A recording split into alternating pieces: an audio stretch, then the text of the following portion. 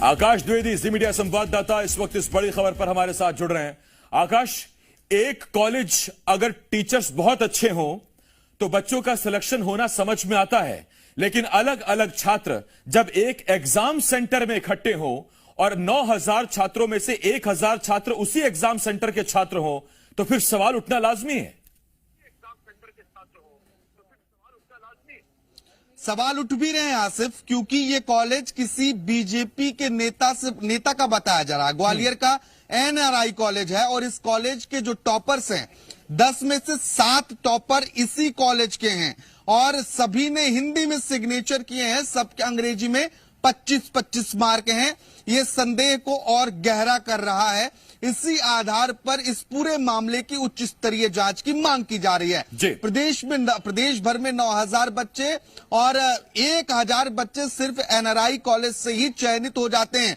ये भी गंभीर सवाल खड़े कर रहा है। इसके पहले मध्य प्रदेश के माथे से अभी व्यापम का दाग मिटा नहीं है, लेकिन लगातार जो इस तरीके की घटनाएं सामने आ रही हैं उससे और कई सवाल खड़े हो रहे हैं।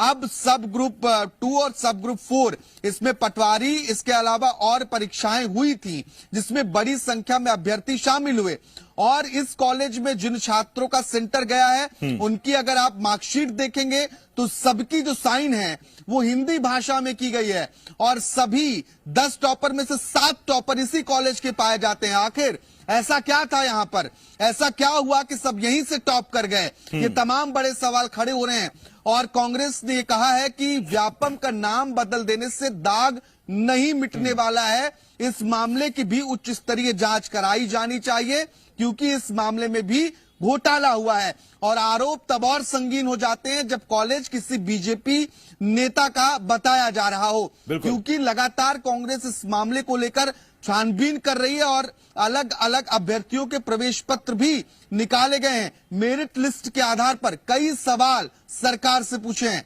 आकाश, क्या संभावनाएं नजर आती हैं? पर्चा लीक हुआ था और वो सिर्फ उसी कॉलेज के अभ्यर्थियों तक पहुंचा।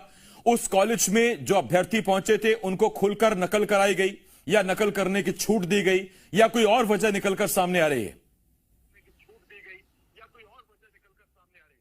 देखिए, प्रथम दृष्टया यही 2 कारण समझ में आते हैं आसिफ। या तो पेपर लीक हुआ जो इन्हीं अभ्यर्थियों तक पहुंचा या फिर अन्य परिस्थितियों में किसी न किसी तरीके से जो बच्चे उस कॉलेज में एग्जाम देने पहुंचे थे उनका कॉलेज प्रबंधन ने साथ दिया। अगर ये आरोप जो पूर्व केंद्रीय मंत्री अरुण यादव लगा रहे हैं वो सही है तो। हालांकि ये तमाम बातें जांच के बाद ही स्पष्ट हो पाएंगी। अब ये मांग की गई है तो देखना होगा कि शिवराज सरकार कब तक इस पूरे मामले मैं लौट रहा हूं आकाश आपके पास। इस वक्त कांग्रेस संचार प्रमुख के मिश्रा जी हमें ज्वाइन कर रहे हैं। के मिश्रा जी, मेरा पहला सवाल सीधा आपसे है और सवाल यही, ऐसा कैसे हो सकता है कि एक कॉलेज जो एग्जाम सेंटर बना वहां शामिल हुए 1,000 बच्चे सिलेक्ट हो गए ग्रुप 2 और सब ग्रुप 4 की परीक्षाओं में? क्या संभावनाएं आपको नजर आती हैं सर? आप मध्य प्रदेश के संदर्भ में बात कर रहे हैं जी, और मध्य प्रदेश में आपको जितनी आशंकाएं हैं जो अरुण यादव जी ने कहा वो सिर्फ एक ही सब्जेक्ट में नहीं है। आप जिस पर भी आशंका व्यक्त करेंगे वो सही पाई जाएगी। यहाँ सब कुछ हो सकता है। जी,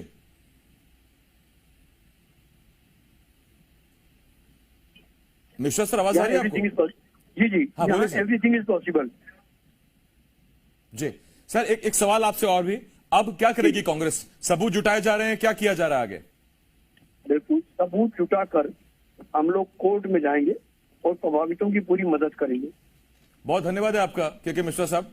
के मिश्रा जी इस वक्त हमारे साथ जुड़े हुए थे और ये कांग्रेस ने कहा है कि अब कोर्ट में जाकर इसे चुनौती दी जाएगी और सरकार को घेरा जाएगा। आकाश, आपका भी बहुत बहुत शुक्रिया हमारे साथ जुड़ने के लिए। आकाश मेरे सहयोगी भोपाल से इस वक्त इस बड़ी खबर पर जुड़े हुए थे।